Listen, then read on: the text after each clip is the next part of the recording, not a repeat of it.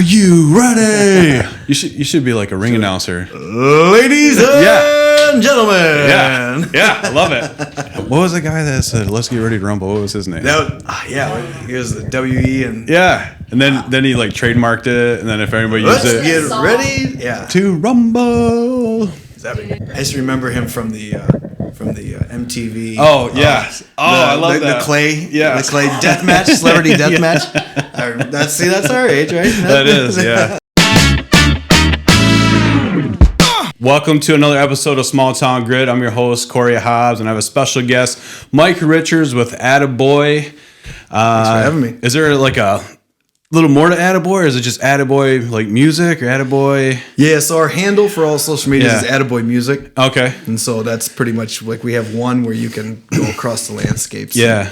So a little bit, you are a musician. Yes. Yep. Full on. Yeah, full musician. Yep. It's kind of almost the same. There's a little bit of magic in both. Yeah, I bet you there is. Yeah, I pull some rabbits out of your hat sometimes, right? That's right. Yeah. How'd you come up with the name ADABOY? Oh, so I was like 22, 23, living in Saginaw, and I knew I just started college to go into music education. Yeah. And so, but I wanted to create my own music too. And so I contacted Andy Reid. He's a studio guy out in Bay City. And I didn't have a band, just had some ideas on the guitar. And he really helped me kind of cultivate the first groups of songs. And just something that's more of a passion project in the beginning. Just said, I want to see if I can do this or what I can come up with. Yeah. And there was no name, just I had 4 songs that came out. And I passed it to one of my friends, and he texted me back, and he's just ADABOY. So it was really that organic. I wish it was a better story. I like it. I like it simple as that. Yeah. So I looked at him like, I think we're gonna roll with that. Yeah.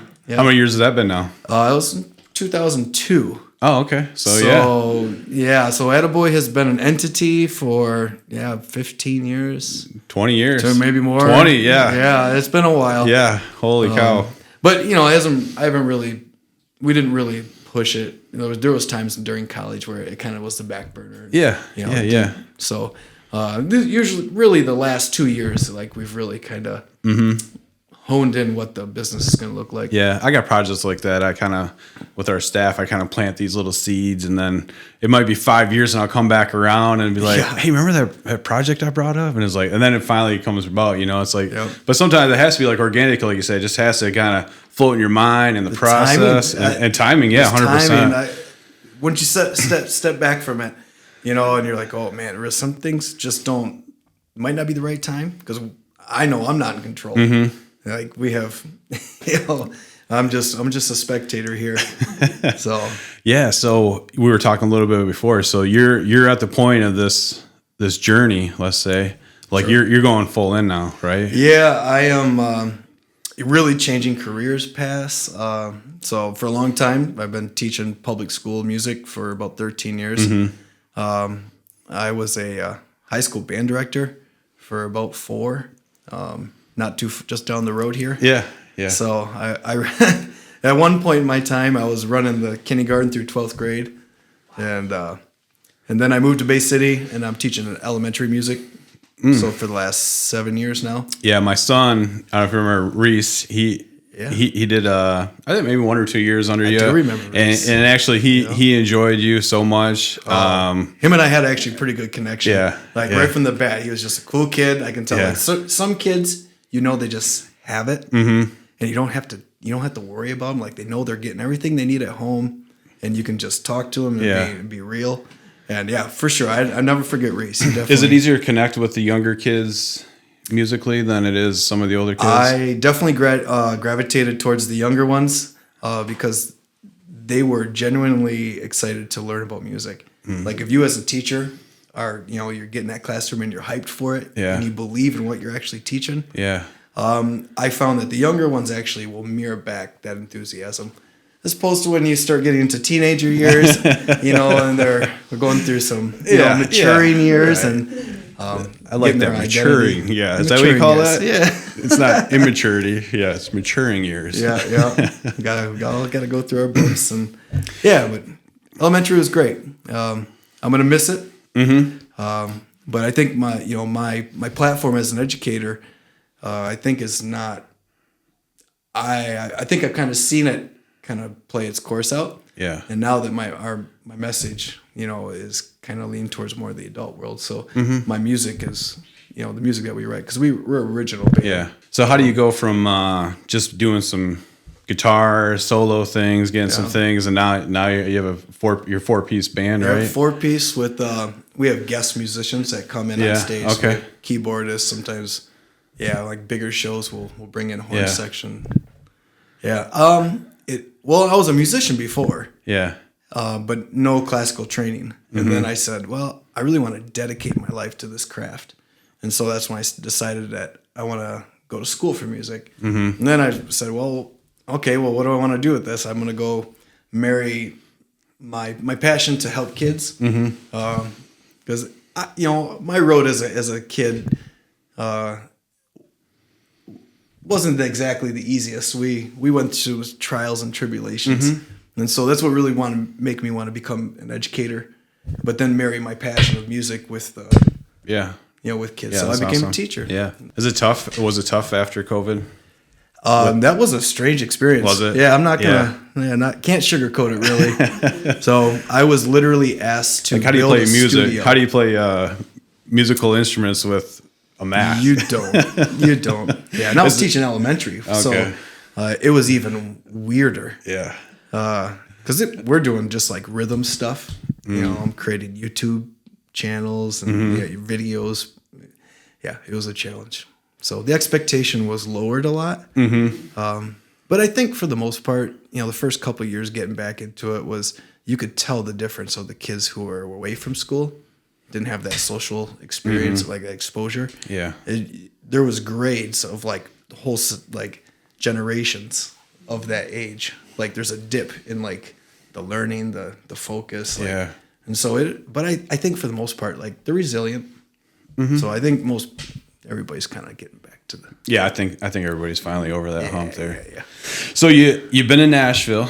Yeah, a couple times. Did you play there? Were you recording there, Little Beach? We did. Yep, we went down 2 years ago and we recorded at the Castle Recording Studios. Okay. In Franklin, Tennessee. It's considered one of the best recording studios you can get into. I just stayed in Franklin like 3 weeks ago. Yeah. Yeah. Oh, it's beautiful down there. It is beautiful. Yeah, we've gone down there twice. We're actually going back in July, but we have an opportunity to record at Ocean Way, which is one of the greatest recording studios in the world, probably. Where is that at? That's on Belmont University's campus, which is literally right next to Music Row. So it's right downtown. We got invited to come and play for a PC&G Universal Group. They're kind of like an artist development company. We got invited last summer to go and play down at one of their workshops, and it was cool. There was like probably 50 musicians, all striving to make a career. Yeah. They had select bands and groups that would come up and sing, and then they would get, it was basically like American Idol. There was a panel of like industry professionals, and they critiqued you and offered, you. But we were lucky. We performed on the last day, and Pam Tillis happened to be there. And so, sorry, you're dropping names that I don't even know. Oh, Pam Tillis. Okay, well, country singer. She's a country legend. Yeah, okay. Country legend. She's a staple down there in Nashville. Yeah. She's very sounds country. Very, very country. Pam Tillis. Yep. But she put off a ABC interview because Bernard Porter, the gentleman who runs this, asked her to come see us. And so she gave us a quote after we got done playing. She said, we look like ZZ Top, we sing like Alabama, and that's a winning recipe. So you'll take that as a compliment, yeah, right? We're going to hang our hat on that one. Yeah. So, yeah, it's a pretty good description. Yeah. So she's an awesome lady, super down to earth. So Are you more country then, or what are you? You kind of we're in a vein of country rock. Okay, alternative country rock. Okay, yeah. So it seems to be the way the trends are going. Did you ever get a chance to play downtown Nashville in one of the bars, or how do you get your foot in the door there? Is that It's well, in the adult world, we all know it's who you know. You know how you treat people, right? A lot of people forget. They say it's who you know in this world, but they forget to follow up with finish the sentence. They say it's because it's how you treat people it's really what gives you opportunities. Yeah. So no, not yet. We're actually looking to book a show while we're down there this time. All right. Yeah. Yep. So it's coming. So how do you get this journey? Because we both went Reese, class of '98 here, class of 2000, right? 2000. Oh, geez, just a baby. But I look like 10 years older than you do. You aged well. Maybe I should have stayed in the. Man, I don't know. My wife's an esthetician. So, okay. So by fault, I would say that she's probably taken some years off of me. She does she does lots of. So obviously, very traditionalist of school back then. Everybody wanted a pre-college requisites to go to college and. You had to do this and that. Obviously, music was probably really not promoted as very much, especially our small community. As in terms of a career, no, not at all. It was really just. I guess I was the kid in Reese that kind of did both. I played varsity sports. Yeah, but then I was also in the band too. So I had that love of I didn't play my senior year of varsity basketball because I wanted to finish out my high school. On the drum set, that's how I started out. So I kind of had my toes in both worlds. Obviously we played sports together. Yeah, or we missed each other on the basketball court. Right. Yeah. Just by 1 year, but yeah, it was a culture at Reese where I don't think we were afraid to do anything. No, coaches encouraged you. Yeah, they encouraged you, but I mean, as it turns to say, to make a living. There was nobody in my atmosphere that was talking about how do you make money and other than maybe being a high school teacher, educator. I mean, what you're branching off and pursuing is 100% independently, like a true business, because you're saying you have a couple of LLCs within your brand. Yeah, this past 2 years, we've really started to learn how to. We basically just adopted the entrepreneur mindset. Yeah, and congrats. My wife and I, thank you. Yeah. It's been awesome. It's hard, gratifying though when you get those little wins, but then there's setbacks too. And we learned a lot because it's doing it independently. And So how's your band members? Are they all in like you are? Or are they? Yeah. Okay. Yeah, this is actually gonna be the 8th version of ADABOY. So. It's I've kind of been holding the flag for a while. Yeah. Going through different people of we've had people get married, we've had people have kids. Life happens. Yeah. I've kind of always had the personal motto: if I never quit, success will find me. Yeah. So I says I'm never quitting. This is I'm going to dedicate my whole life to this. Yeah. And wherever I'm at 50 or 60 is where the chips fall. So well, you're still gonna look good, I think. So yeah. We like to work out in our band. Okay. Our bass player is a power lifter. Is he really? Yeah, he's all in it. Yeah. Well, he should go knocking on doors and get gigs for you. You could. I'm not leaving until I get a gig here. Joe could do that. Yeah, that's what I'm saying. That's it's funny. Good. So it's just about. We're searching for that freedom, doing what we love. I don't know. Yeah, this is a different world to me because I have no idea. Sure. Are you going on tour? Trying to get a tour together? Or what's the next steps in this whole process? I'm sure you. Yeah. Is there even a next step, or is there? The next step? It really is. We got a new guitarist, Vince, about 2.5 years ago. That sounds like a guitarist. Yeah, well, yeah. Doesn't this it? guy's I don't even think he has a last name. Probably Vincent Modern is his name. This guy is. One day he's gonna be in the Ultimate Guitar magazine. Oh, okay, so he's the real deal. Yeah, that gets you exciting, doesn't it? When you have people who've dedicated their life to their craft, and you get a group of 4 men that or women that come together, and and you find that one vision, Yeah. you feel the power.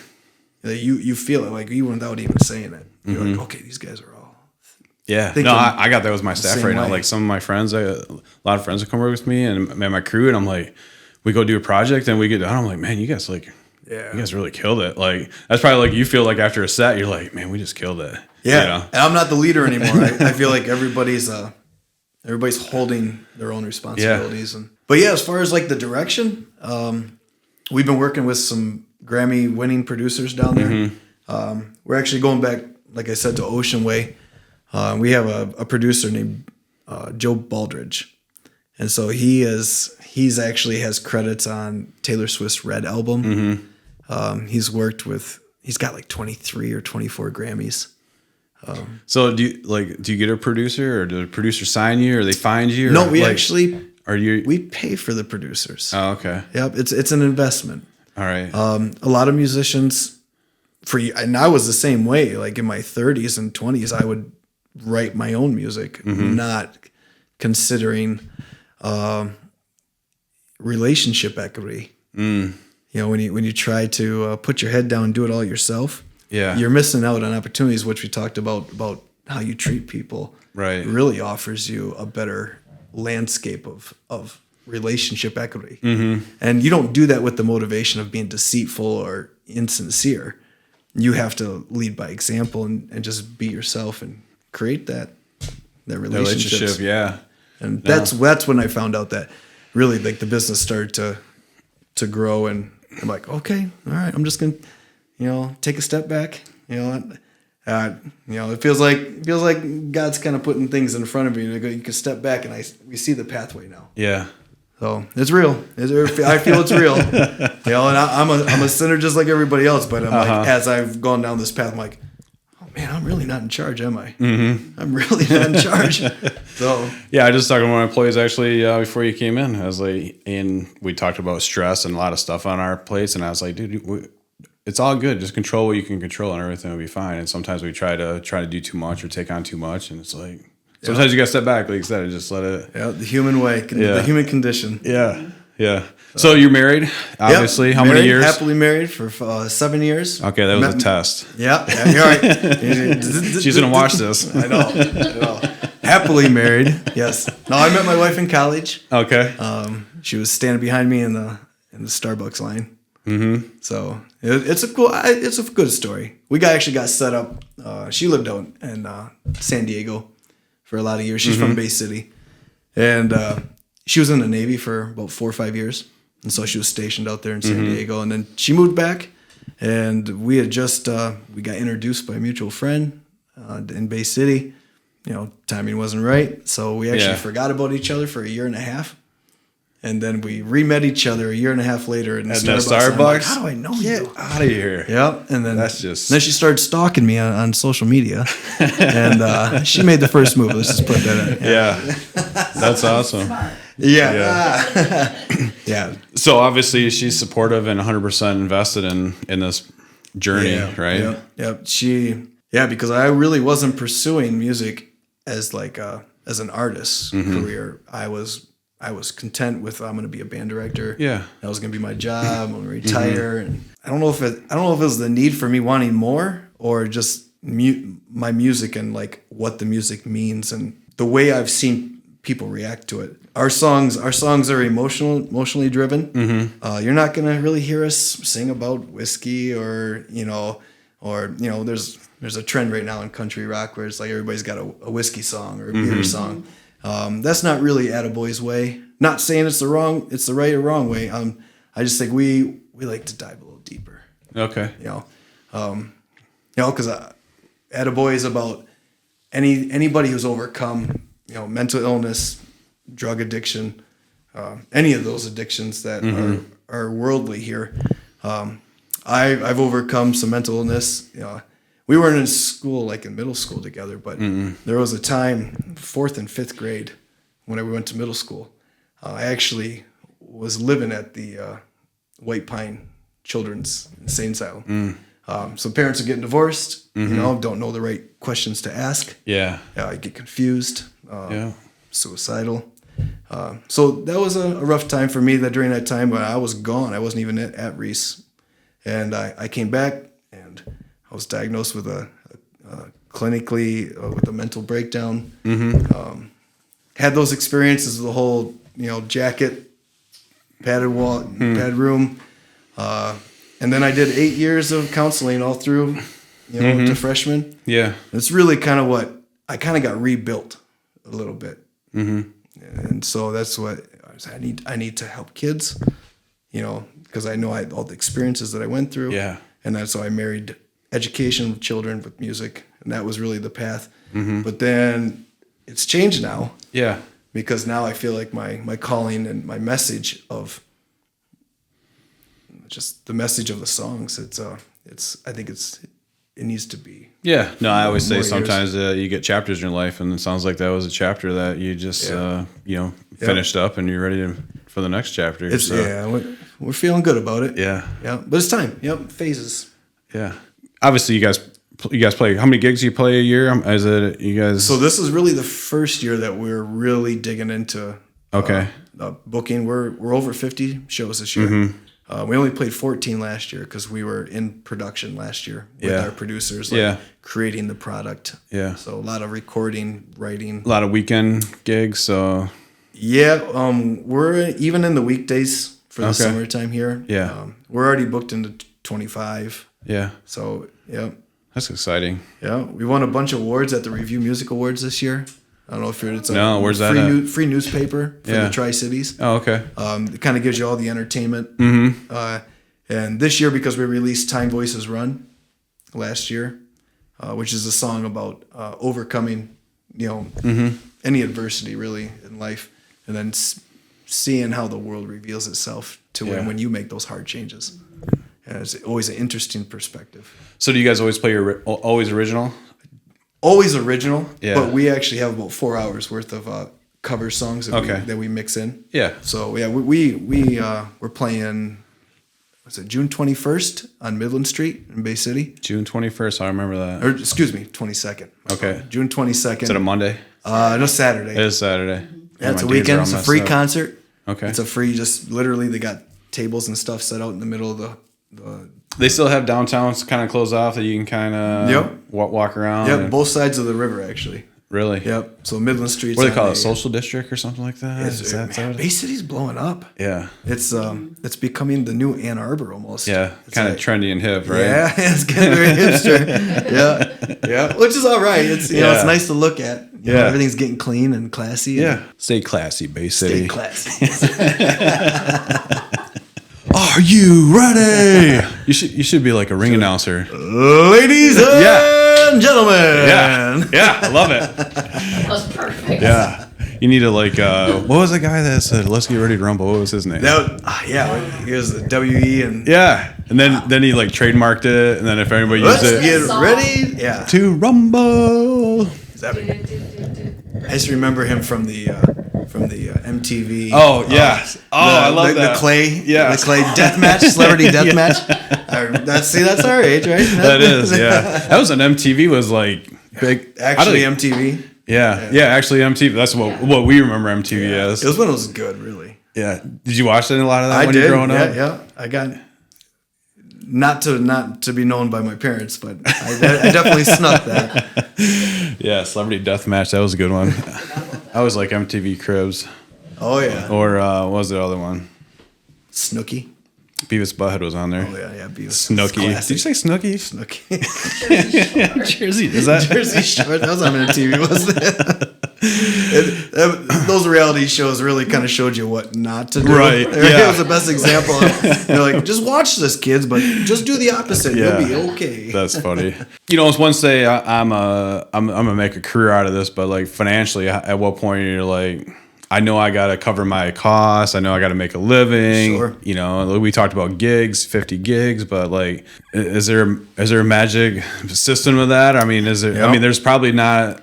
The magic is you have to make an investment in yourself. Mm-hmm. You have to really buy into yourself and the belief that you can do it. Yeah. But then really, I don't know. It's cliche, but I mean, really takes money.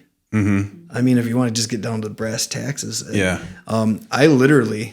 I've been blessed with a wife and a partner that really supports me. And so we found ourselves in a position where I was able to really just dedicate a lot of my income into investing into our family business. And that's really how we got it kicked off. Like, I was personally funding it. And it took about 2 years learning how to pay for the LLCs, learning how to we're tied into BMI. Like, there's other things that other companies that you can use to have your music registered, and that's how you get paid for them for streaming. If podcasts want to use artist music, they can. Has social media been good for you? It's been better. Yeah, it's been getting slowly better. Because I watched this interview with Matt Rife one time, and he was like, "Yeah, we talk about it's hard, right? Because just like, am I doing the right things? Should I walk away?" And he was like, this is like my last week. Like, I'm like, I can't make it as a comic anymore. I just can't do it." Right. And then one of his videos went viral, and then I don't know his worth now, but obviously he's not hurting right now. No. And that I feel like I saw that one. Yeah. I would say that's not typical. I would say that's catching lightning in a bottle. Yeah, but I mean, it could be like, hey, you signed this gig, or you were in front of this. Right. It's timing in life, right? Yeah, it's about. I mean, it goes back to you got to believe in yourself 100%, because it's like. Just like anything I do, at some point the money is going to dry up, and it's just like I got to keep pushing through, or I'm going to go bankrupt, and it happens both one way or the other. It's just how it is. Well, I get I don't know if your road as being an entrepreneur, but I'm still not getting paid, right? Like, everything you make goes into making that wheel, that ball, you reinvest a little bit bigger, and just constant reinvestment. And so there's no guarantee, but when we get, what gives us the confidence is, one, it's merchandise. Merchandise for musicians is hands down the best way to make money. But you also have to start with an investment. Right. You have to start it up. And so my wife and I, we took a leap of faith. We got a loan, personal loan, and we got a merchandise tent, and we literally in our imagination created the tent and what we wanted the merchandise to look like, and our logoing and branding and what's our mission statement. It's a business. It's a legit business. Yeah. And we get paid because we did learn covers though, so we're not getting paid just by doing originals. We realized that we're gonna be getting these shows in the cover world. To actually supplement our endeavors in the original world. Right. Yeah. So, if you Ocean Ways Fee, one of the best recording studios in the world, it's not cheap. Yeah. Not cheap. But getting us down there, and going back to the relationship equity, like if you have a great music or you have good music and people believe in it, they're just like people are just like everybody else down there. If it's good, they're willing to support it. And what I like about Nashville, every restaurant you go to, somebody's playing some music. Oh, it's crazy. We talked about we have all these musicians in state of Michigan. And I'm like, well, I think we're known for craft beer as well. I'm like, well, how come every craft beer restaurant doesn't have live music? It's true. Yeah. It seems like they'd go hand in hand. It does, it does in Nashville. Right. It works there, so why not make it work here in Michigan? So, I don't know. I think we missed out in Michigan and having live music and taking an opportunity of, we have Melissa Hager on here. She does comedy series, and who would have thought that you can have a business doing comedy shows? There's room for everybody. I don't ever feel competition towards other musicians. In fact, I feel like because we're older, like we're not in our 20s trying to navigate this, we're on the other side of it a little bit. And so I feel like now it's our turn to help cultivate young musicians, be like, music is really in the music industry, that's why they call it music business, it's really only like 5% of the business, the creating of the music. I mean, my experience, our experience. So everybody's experience is different. You gotta be like that Matt guy who, you get one viral video and you literally blow up. That can happen, but for most people, it's more of a slower incline. Yeah, I mean, there's probably 5 different people that I see, and they have a song on there, or some kind of catchy phrase, and then you get, it just, like you said, a super small chance of that happening, and and we're okay with the doing it the grassroots. Our music, we have grown men and women will come up to us after shows, and they're actually like crying.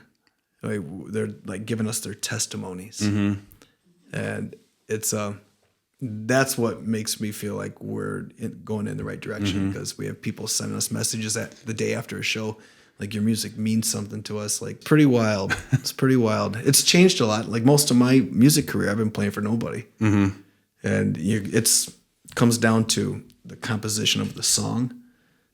We get a lot of musicians out there who can shred and rip, and they have a high facility of their musicianship. I've always loved the idea of like, okay, well, yeah, you spent a lot of time practicing your instrument in your craft, but what about the song? And I feel like those are days that have been lost, like 60s, 70s, Eagles, Alabama, like these bands who invest in actually 4-part harmony, where the bands are actually creating songs that mean something. So I like deep music, ones that kind of like, I want you to like rattle my soul. And so when I hear stuff, a lot of the stuff that I listen to, I'm like, hey, it's pretty safe. It's pretty safe. Yeah. Not judging anybody, but I just personally love music that goes deep. That's the good thing about music, right? You can take it in anybody's direction. Taste. Any direction you want to take it. However you want to create. And nobody's right or wrong, business, right? It's not a right or wrong. No. It's whatever you want to create in this world. If you have a positive message, if you want to have a negative message, that's your platform. Yeah. So where's everybody find you? You can check us out at ADABOY Music. We have an award-winning website. It's ADABOYmusic.com. Okay.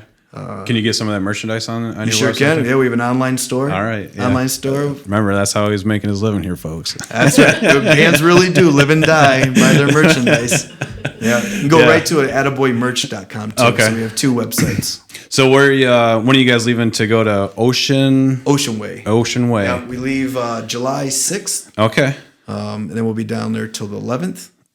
So we got to come right back from Nashville from recording. We're going all the way over to up to Ludington to open up for a AC/DC tribute band. Oh, awesome. The Sticks. Yeah. And then we're coming back, and then we're going to play in Saginaw. We're opening up for a Billy Joel tribute group right downtown Saginaw.